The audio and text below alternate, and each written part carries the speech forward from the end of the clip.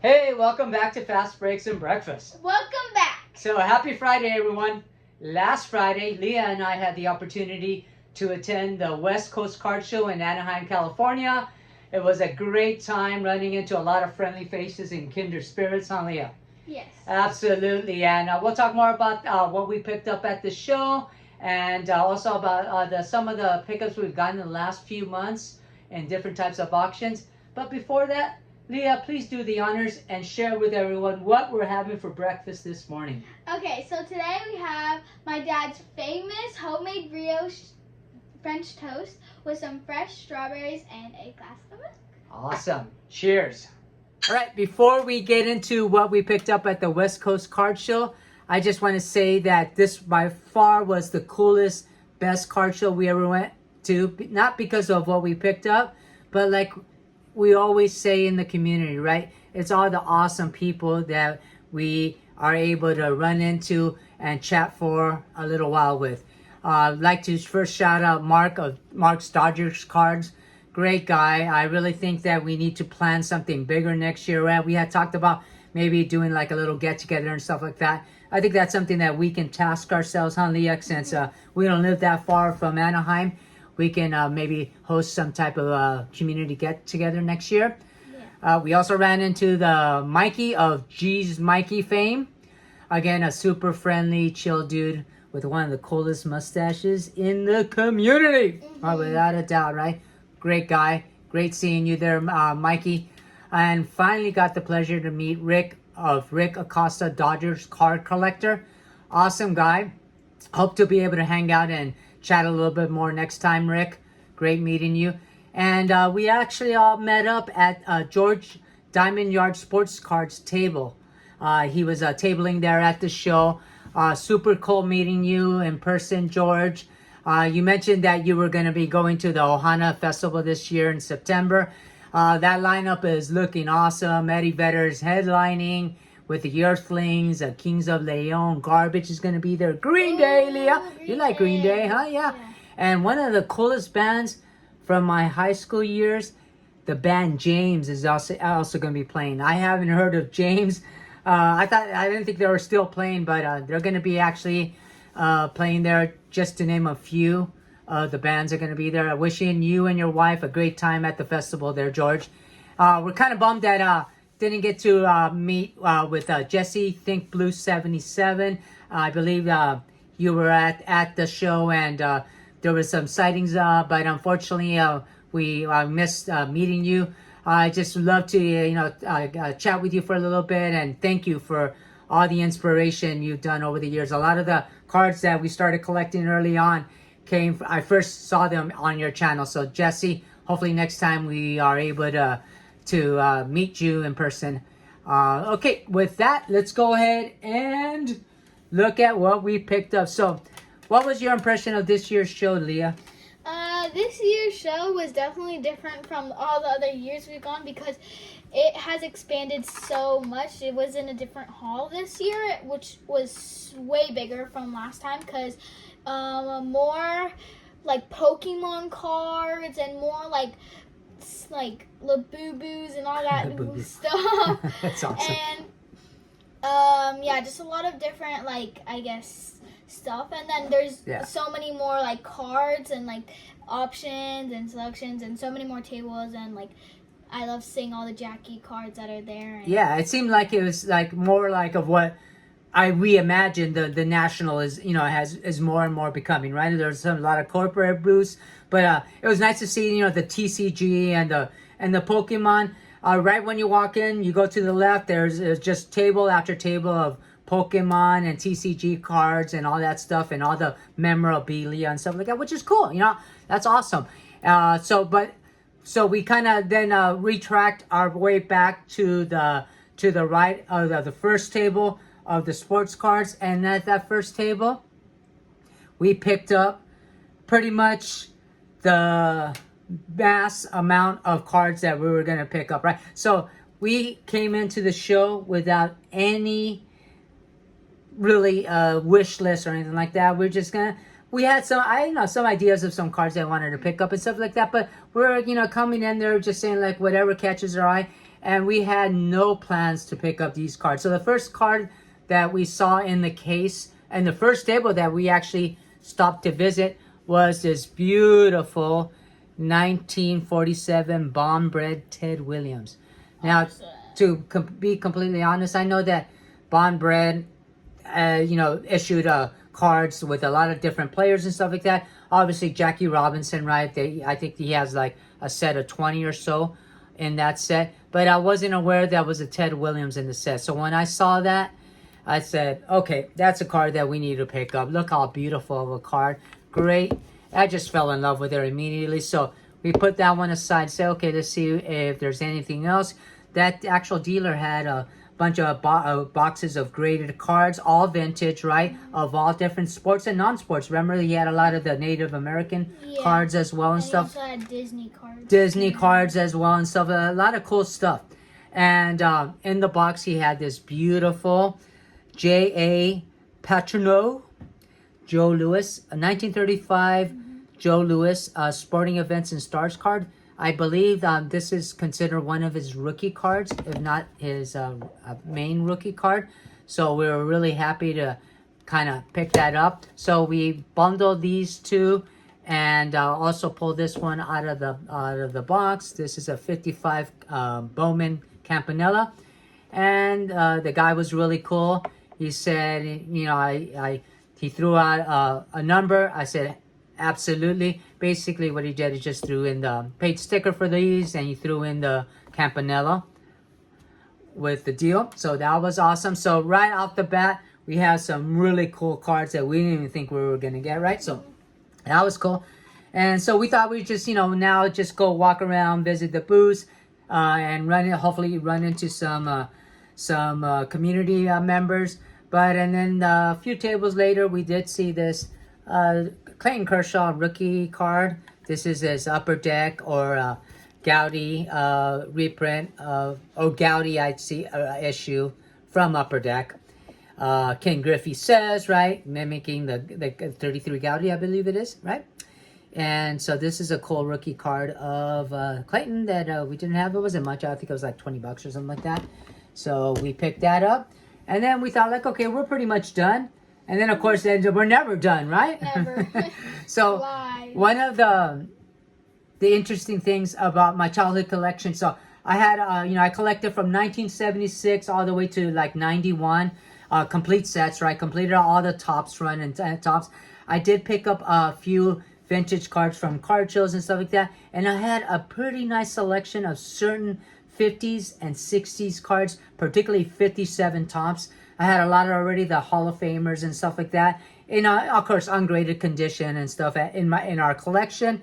And so I decided when we got back into the hobby to go ahead and finish off the Hall of Fame run for the 57 Topps. And the only card that we've been missing for the last like 5 or 6 years now is this card that we finally picked up. So of course it is the Brooks Robinson rookie card, right? Not a cheap card by no means, especially in mid to higher grades, right? And so when you do see an authentic, a 1, a 1.5, or a 2, generally you're going to see a lot of snowing on there, and you're going to see something's going on. There's going to be some paper loss or horribly off center or something like that, right? Not bad. I mean, we're not saying that that's the kind of cards we like to collect too, right? But for the price that this was offered at, and the how it's just perfect, right, for our collection. I mean, I don't really see how it got a 1. I don't care about the number. We really don't care about the number. The number, this right here, the only reason why I care about that, because that dictates if we are able to buy the card now or not. We don't care about the future value of it. Well, maybe you will one day, right? When after I'm gone, you sell my collection. No, dude, no way. Yeah, you got you know that you'll be able to whatever. But the value is most important to me because it tells me if I can afford the card in our collection or not, right? So anyway, why this got a 1? Because it does have some type of glue residue in the back here, some clear glue residue on each corner. So it's probably like put into some type of album or something like that. But it's beautiful. So really happy to finally complete the Hall of Fame run for 57 tops. Awesome. I think all of these cards deserve one big boom. Absolutely. The whole sports card, West Coast Sports Card Show deserves a boom. All the awesome people we ran into, give them all a boom. Yeah, they also deserve a boom. They're all awesome. Boom. Awesome. All right. So that was the West Coast Card Show. We've been picking up a few cards here in the last few months in different auctions and stuff. And so these next few cards that we're going to share with you are from the Love of the Game auction that just ended, when was it, like a week and a half, 2 weeks ago or so? I think so. Yeah, so there's just a few things that I was interested in bidding on. I threw a late bid on a few of these items, and we actually won it. And the first one we like to share is this awesome 1912 Olympic postcard of Jim Thorpe. It's for the 1500 meter race. Jim Thorpe is right here, right? Beautiful card. He's second to the left. So this is, of course, Jim Thorpe did win the gold in that race. Really cool Swedish postcard from 1912. Awesome. Highlighting the Stockholm Olympics. So we're adding that to our Jim Thorpe collection. And another fun non-sports piece of memorabilia that we picked up from the Love of the Game auction is this Type 1 photo of the great author Ernest Hemingway. Here he is in 1956 watching a bullfight in Madrid, Spain. That was like the same the year after he won the Pulitzer Prize for Old Man in the Sea. Great stuff. Of course, Ernest Hemingway wrote a lot of great books, like For Whom the Bell Tolls, A Farewell to Arms. Haven't heard of it. The Old Man in the Sea. You haven't read that? Well, you will one day. And so awesome. I just love this type of pictures that we can display in the card room as well, right? Has nothing to do with sports other than, I guess you consider bullfighting sports a sport. I guess, yeah. Yeah, it's a savage sport, no doubt about it. I know. Spanish people, including, we're a Spanish descent for sure. I don't know about some of these old customs. But anyway, so that was great from This Is Love of the Game auction, right? And now what I like to also share, this is cool. I picked this up at an eBay a while back ago. But I think it's one of the coolest pieces in our collection right now. So this is a Type 1 photo. And I'm sorry, it's a little oversized and the glare is probably going to be horrible. But this is an original Type 1 photo of the 1956 starting NL pennant winning Brooklyn Dodgers starting lineup of Game 1 of the World Series that year. That's Jackie. Yeah, absolutely. So this is a starting lineup of Game 1. Of course, they came into that series being the defending champions. They had beat the Yankees in 55, finally. So this is a really cool picture of the pregame of the starting lineup for Game 1, which is actually the Dodgers went on to win 6-3. Interesting. So let's look at who's in this Type 1 photo. You got, of course, Roy Campanella there, awesome. The great Hall of Fame catcher. You have Carl Furillo right next to him. Yep. You have Gil Hodges, right? Yeah. You got Sandy Amaros, who was the hero from the 55 World Series. Of course, you got Jackie Robinson. Awesome. Yes. And then the pride of Linwood, California. Shout out to Compton as well. Duke Snyder. Duke Snyder, awesome. He went to Compton High. Did you know that? That's awesome, huh? I didn't. The great Pee Wee Reese right there. And Jim Gilliam.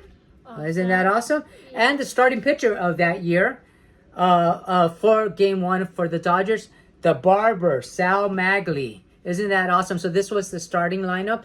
And then, of course, you have the great Walter Alston right there as the manager. Awesome. So this is a cool card. So we're displaying this with basically all the 56 tops of these players, with the exception of Sal Maglie. He didn't have a Topps Dodger card. He didn't. I don't think he had a Topps card in 56, to be completely honest. Why? Because he was with the Giants. He got traded, I think, sometime in the season. Yeah, Giants. So in 57. What we're actually doing is displaying it with other Dodger pitchers like Clem Labine. Awesome. Of course, Sandy Koufax was already on the team, but wasn't really doing much at that time yet. He hadn't come into his own. He was only in his second year or so. All right, so that is a great pickup from eBay. And then would like to also share with you some pickups from the Collector Investor Auction, or CIA auctions. The great auction house with Jeremy, right, and Crystal. Awesome pickups here. So this is a cool card that I saw in the auction, and wasn't, once again, it's a card that, you know, that I want in my collection, but I would never, I don't, you know, I can't justify, but you know, paying, you know, the price for a 49 Bowman Larry Doby. I think it's a great card, and definitely Larry Doby is underappreciated in the hobby and all this. But this is a cool card. Now, these are the kind of cards we love to collect, right? Because once again, it tells a story. Look how beautiful the art is, right? But, you know, regardless of the condition, right? The tape. Just ignore it. Ignore all that stuff. So you see this beautiful Art Deco looking, you know, just colors and just it's just beautiful. Of course, it's got tape, right? I did submit it to SGC just to see if they would just authenticate it. It's an authentic Bowman card. Of course, rightly so. They came back and said, "No, I'm sorry, we can't authenticate it because somebody did sign it." Obviously, that's not a legit signature of Larry Doby. But I thought, like, it's cool. You know, there's no way to actually authenticate the card without, you know, putting on the actual, you know, flip but the card is authentic, but the autograph is. If you take off the tape, who cares, right? Peel the cards. Yeah, and so I just want to leave it like that. If this card can speak and tell all the stories, the wars it's been through and all that stuff, what an incredible card. So happy to have it in the collection. I know it's not for everybody, but for us, that is awesome. And we also picked up this really cool 1890 Monarch Tobacco of Geronimo. Check that out. Beautiful. So we've been picking up a lot of the Native American cards, a lot of the British American tobacco cards and stuff. This one is Monarch Tobacco. In the back here, there's a stamp on there that says "For sale by G.L. Long." Wouldn't that be cool too? I tried looking to see if that whatever it was, if it was a little 5 and dime, a grocery store or whatever that was selling this, or maybe a tobacco shop or something. Oh yeah. But just I love the fact that it does have that stamp, because it makes it cool. You know what I mean? Yeah. It makes it historical. What a beautiful pickup there. Love it. All right, so that's what from us, Collector Investor Auctions. We did have a submission to SGC, and so we're not gonna do a reveal or nothing like that. We'll just show you some pickups that we send in to be graded at SGC. So this one right here, Kobe. So this turns out to be right now currently our only basketball card in our collection. Really? I did have a pretty big, you know, vintage basketball collection that once we got back into the hobby, we sent it to my nephew because he's a big basketball fan and collector. Because, you know, there's too much to collect, and we thought, like, okay, we're gonna stick mostly to baseball, right? Yeah, but this is cool. I saw this actually at a card shop in San Diego while I was there for work, and saw it and I said, "This is beautiful. I'm gonna pick it up." I just love the image. Of course, you got Kobe Bryant, of course, being guarded by the king himself, LeBron James. LeBron James. Isn't that cool? I didn't even know this card existed, right? That's like, how is that a 5? That's my question, right? I thought it was just me, Leah, because I know my eyes are old and stuff like that. But regardless of what the grade is, I don't really care about the grade. The difference is this. This card, if it would have came back a 10, I would have said, yeah, it looks like a 10. Yeah. If it would have came back a 9, I said, okay, it looks like a 9. Yeah, it comes back an 8, I said, cool, it lives in it.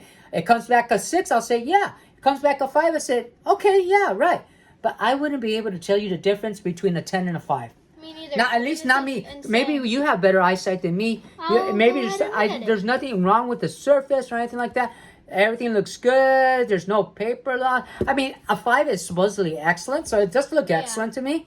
But it goes to show you how grading is. So this card, I picked up ungraded for $40. Had it graded for $15, so $55, whatever. Whatever the grade is, we're not gonna sell it, right? Until I'm dead, and then you sell it. You do whatever you want. Not gonna sell whatever it. you can sell it. I wouldn't care, dude. When I'm gone, you do whatever you want. But anyway, it goes to show you, it's so crazy. The grading is. There's like a pen right here, though. Is it? Oh, okay. Let's see. There's a bit of pen. I don't know. Show that on camera. You though. might be able to see, but there's a bit of pen right there or something. Okay. Well, there you go. That dropped it 5 points. All right. Oh, this is a cool one. We picked this one up. This is from the Topps Otani 50/50 box that we opened up, right? It comes with one refractor in each box. So this is the 34th stolen base of the season of his 50/50 season last year. That looks nice, huh? Awesome. Doesn't it look beautiful with in the tuxedo there and like with that beautiful aqua green? It's like a nice chrome. It's numbered out what, 75? Yeah, 75. Yeah, 65. 65 or 75. Look at that. Isn't that beautiful? Yes. Look at Otani. He's heading towards another 50 home run season, right? Shout out to Kyle Schwarber, who hit 4 home runs the other night too. Oh, awesome! That guy's a beast too. Oh, this is really cool. So this is so we opened a few boxes of more than a few of Topps Heritage this year because we wanted to complete the set. So we completed it opening packs, which was really a fun thing to do. And my mother. And right on the first mega box that we opened, the last pack, your mother, my wife, right, pulled this beautiful Bobby Witt Jr. autograph. So we sent it in to get graded, and it got a 10 on the autograph, a 9 on the card. Beautiful, nice. Numbered to what? 200. 200. Yeah, we got 150. 150 out of 200. Not bad. Here's another cool card that we just got graded for my first Gaudi heads up. And with the great Al Lopez, El Senor. That is huge. Isn't that cool? Yeah, I love that cartoons. Of course, with the cartoons or the sketches and stuff like that. That's such a cool card. So this is another beautiful card. Graded a 1. Why did it grade a 1, Leah? Because it has 3 sharp corners and 1 mangled corner. Oh gosh, it looks like someone took a bit out of it, dude. Yeah, dude, it wasn't me. That's for once. But I love it. Love it. That's gonna be proudly displayed. And then we've been picking up a lot of Native American cards, right? This is a 1933 Gaudi Indian gum of the Great Sitting Bull. I'm pretty sure I got a 2.5 because of the corners. Yeah, the rounded corners, which is pretty normal for these cards, right? And it has a little bit of toning and all that good stuff. Love it. That's what we're looking for. Something that looks like it's vintage, right? Yes. That it is already from almost coming up on 100 years before you know it, right? Wow. Yep. Exactly. I wish I looked that good at that age. Oh wow, he's almost 100. Oh, Sitting Bull? No, he passed away in 1898 or something. Was he almost 100? No, unfortunately, no. The card. I'm talking about the card. And here's another one. So these are the British American tobacco. So I'm trying to complete the set. I think we're more than halfway done with the set. So this is also of Sitting Bull. These were released in 1930 British American tobacco. Beautiful cards. Number 41 of the Great Sitting Bull. Okay, and this next card that I had graded is something that I want the opinion of the community. Okay. Listen, I know that there's a lot of maybe unwritten rules when it comes to treatment of cards and stuff like that. But I really want some feedback on this. I personally don't think that's an issue, but I always like to look at other perspectives and stuff like that. So one of the cards that I've been trying to find for a while now, one of my main players that I collect is Tony Oliva. And I was, it's hard to find his 1968 Bazooka hand cut, right? So this comes at Bazooka gum, bubble gum, right? So I did buy this on eBay. It graded it came in at 1.5. So this is a picture of the actual card, right? So what I ended up doing is I look at it and it just bugs me. I have no problem with things being, wrinkles and all that stuff. The majority of our cards are low grade cards. That's cool. But on a hand cut card, I don't understand why somebody would hand cut it with a hacksaw or something. It's like, let me show. This is an example. I collected the Hostess cards. This is a card that I personally, 8-year-old Paul, cut out in 1976 off of a box of ding dongs. Huh? And look at the job I did there. You did pretty good. John, what do you mean pretty good? Well, you kind of missed it. Okay, well, whatever. I was 8 years old, dude. Okay, but look at it. But it's pretty nice, right? I tried to cut it as straight as possible and whatever. Okay, who the heck cuts the card like this and leaves it like that? You see the borders are all jacked up. Look how messed up it is here. It's like someone just like chewed it off the box, and then it has a red ink mark on there and stuff like that. So what I did, I cracked the sucker out. I did crack it out, right? Here it is. And I trimmed the hell out of it. And I resubmitted it because this card, I've been looking for it for the longest time. It needs to stay in my PC. But I also wanted to, I like cards to look nice as much as possible, right? And I couldn't just live with it looking like that. So I submitted it. It came back. A third? So it went from 1.5 to a 3. Now check that out. Now, does that make me a jerk? No. A bad person, right? No, I don't think so. I don't know.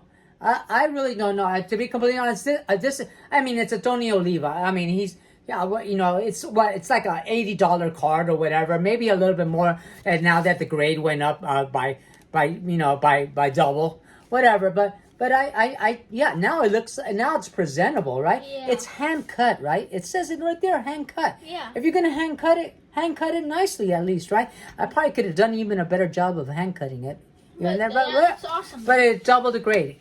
Now, of course, this goes to show that now also pop reports we're gonna be way off because I don't know what I should do. Should I send this back to SGC and say, hey, dude, I trimmed the card and here it is.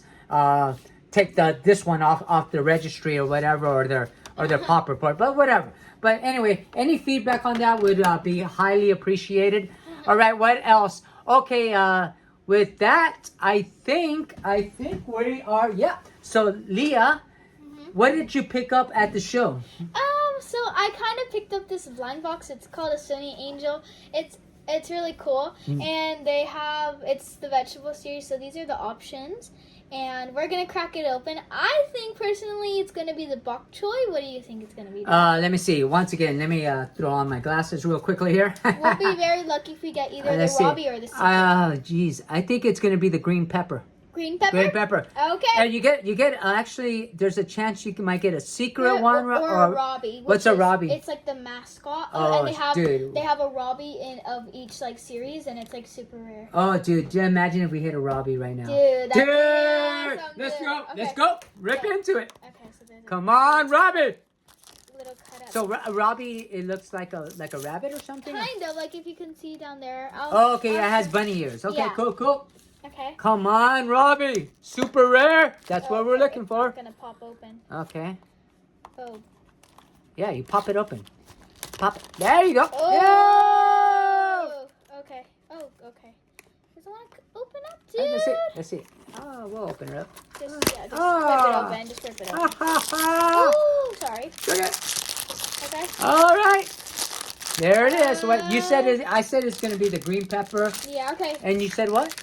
Bok choy. Bok choy. That's cool. Let's Bok see. choy is very healthy, high in vitamin C. Oh, I thought it's the cucumber. Oh, that's awesome. Cucumbers are cucumber. pretty much low calorie, free food in pretty much all diets. That's pretty cool. That's awesome. So basically, the little angel, a little naked angel. Keep it PG. Yeah, I'm covering it. Okay, that's cool. It's awesome. awesome. Excellent. This will be our mascot of our channel. All right, let's give this video a boom and get the heck out of here. Until next time, guys. See you later. Boom!